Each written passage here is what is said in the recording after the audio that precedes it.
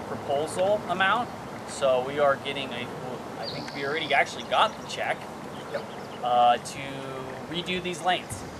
These lanes were an experiment when we first developed them.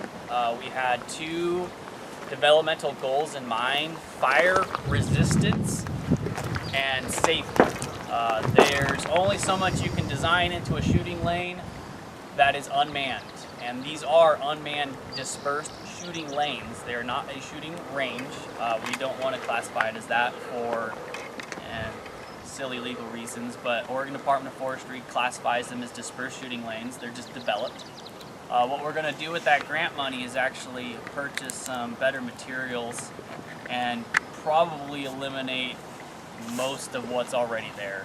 The Jersey barriers will stay. Those were a golden idea. They work really well for the safety aspect, creating basically one or two access points into the center of the lane. So if you're shooting with the group, you're not muzzling everybody. That was one of the best design aspects we had, so we'll stick with that. But we are going to probably redo the face of the berms, as well as probably redo all of the pistol berms, and put in better materials, similar materials used at actual shooting ranges. We are dipping into the realm where we need to start looking at lead abatement, and that's where we're going to go next. We actually have a meeting with a gentleman who is a national, what do we call him? I don't remember what his exact title is. His name's Scott Kranz. He goes around the nation and he goes to shooting ranges to help assist with developing them for lead abatement and basically environmental reasoning. I'm not sure if anybody here is familiar with the lawsuit that Douglas Ridge went through, but they fought really hard and lost a lot of money over lead on a marshland. So we don't want to touch that with a 10-foot pole, but the more we think to do it now, the better we'll be able to continue to develop these lanes and have more in the future. If you look to your left, across this valley, you see that clear cut. There is an area over there that is about 80 yards by 100 yards that would be a perfect spot for developing an additional almost range. Well, we won't call it a range. It's a very wide dispersed shooting lane.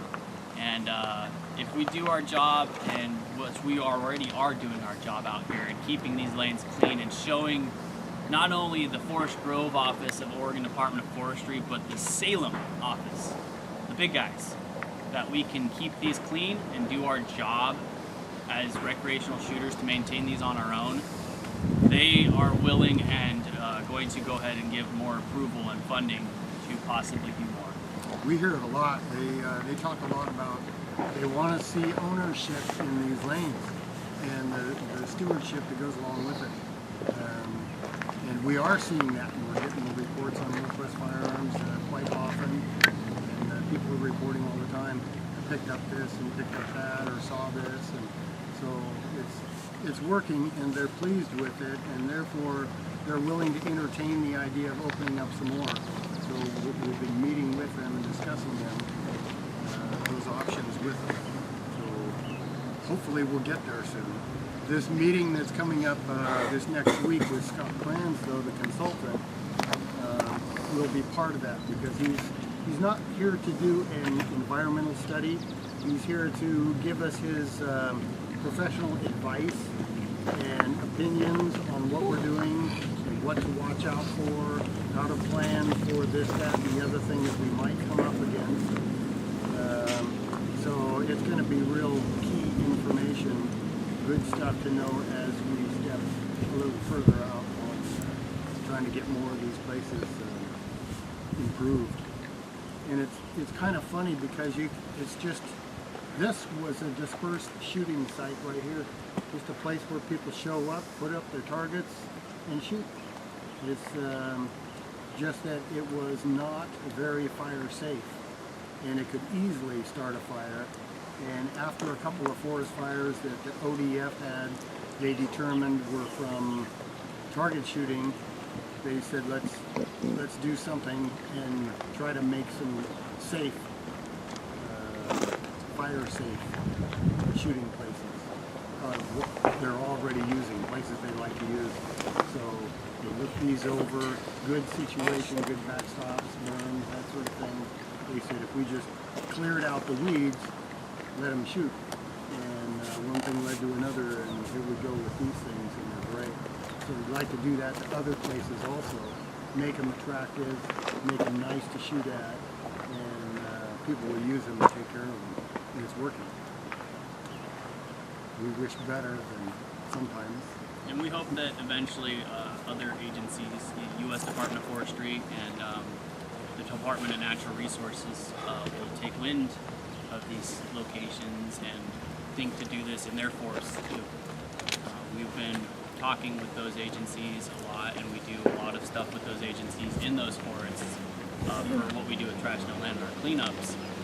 But some agencies are more resistant to change and progress as far as firearms go than other recreations. But I'm hoping in time and that I'll see shooting lanes like these in Mount Hood and even Colt Burn State Forest in Washington. If we could cover those 3 forests and have similar lanes, it would be a huge success for us. But I think that's about all there is for that. Yeah, basically. So as far as the way today's gonna go, it looks like there's roughly 20 people here. We really don't need 20 people on one site, so usually what's best is about 4 to 6 people per lane. That works pretty well. There's garbage bags down by the cars. The solve bags are a little bit smaller. The big black ones, they're 3 mil. They'll take a pretty good beating. They'll fill up pretty good. There's Yeah, let's stack. If everybody takes these lanes, we get these done first. Knock them out. Just put the bags out in front, and then we'll send pickups up and down and get pickup loads full and head them on down. Then we can decide, are we going further out into the forest around the hill, and how deep are we going to go, that kind of thing. Yeah, if it only takes an hour to clean up these sites, which it probably could, they're not horrible, but I think since we have a good crew today, it would be awesome to be able to basically make them look amazing. So, like as many wads as you can find on the ground. I hate those things, but please pick them up. You want the brass and steel and stuff picked up? We got some rates and stuff. Yeah. We got some magnets to help with the steel case stuff. You're welcome to keep any brass that you find that you want to keep. But yeah, like Bill said, just put the bags down by the rocks, and we'll drive around with a truck afterwards and pick it all up and take it to the dumpster. And then if it only takes about an hour and we want to continue and you guys are gung-ho, I can lead a pretty good entourage of folks to a couple of other dispersed areas that are in this basin. There's plenty of them now. But Roger's here now, so Roger, you can come on over here, bud. One question about the dispersed area. So can we access those with the little cars? Oh yeah, most of the dispersed areas all have pretty decent logging roads right up to them. They're for the most part they are actually just logging road that they used for whatever access to their areas that they were clear cutting. So everybody, this is Roger with the Department of Forestry. Hi. I don't know, did you take over Jason? Is that kind of what your position is now? Or are you? No. Jason's sort of, there's no one filled behind. Okay. Well, go ahead and take a little bit moment to explain what you do and why you're here, if you want to. Put you on the spot. Thanks. I work in the Tillamook State Forest as a forest ranger. I basically take care of the non-motorized areas, the non-motorized trails and the campgrounds and the facilities, and I patrol all the dispersed sites and talk to target shooters and everybody else recreating on the forest. So I really appreciate you guys being out here cleaning up. It helps so much. It's hard to keep up sometimes.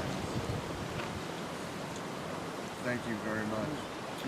Thank you, Roger, for coming out. We have one more thing to go over. I'm not sure how many of you actually follow a little thread called Let's Donate an AR-15. But we actually built an AR-15 on the forum, and there's someone here today that we're actually going to donate it to. And so there was a little bit of a, I don't know how much of a decision was made, but we decided to give it to Bill. One person that is more deserving, I would say, of such a gift. You do more for the recreational shooters than anybody else on that site. So without further ado, this is Andrew, and I'll let him take over. So I got the idea that we needed a giveaway, and so I bought a lower that said Northwest Firearms. This is not associated with Northwest Firearms. We just like the forum, and it was a place to talk to people, and people donated parts, and the whole rifle was just by donation, which was really cool. Reno nominated you. Everyone agreed, so you get this. I missed that thread altogether. That's good. Holy cow. Pretty nice. Oh. It's even got the Northwest Firearms logo on it. Let's go shoot it. Yeah. After the cleanup. Cleanup. Awesome. Thank you very much. Yeah. Appreciate it.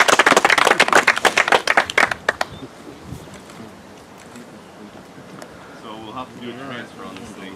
Yeah. It's in my name right now, so Okay. we'll have to figure that one out We tried to after stop the day. Yeah. And there's a couple mags in here for you too. with you, and then Thanks, Oh, Andrew. no, we've got matching one. Ian's got one with the help lower, out or with the firearm, Northwest Oh, Firearms cool. lower. So now I'll have my own. I won't have to borrow his. Yeah. oh, we all locked in right now. That's pretty cool. That kind of feels like it happened. I think I can walk on the one. All right. I don't think we're gonna Nice. need to go anywhere right Tim now. I is. think we're just gonna walk all the lanes. Who is? I don't know. Oh, we'll Wanna get, turn we'll around get and go some around? law enforcement there if they won't leave. Okay, I think we're ready to rock and roll. Group shot? Group shot, yes. Let's do a group photo.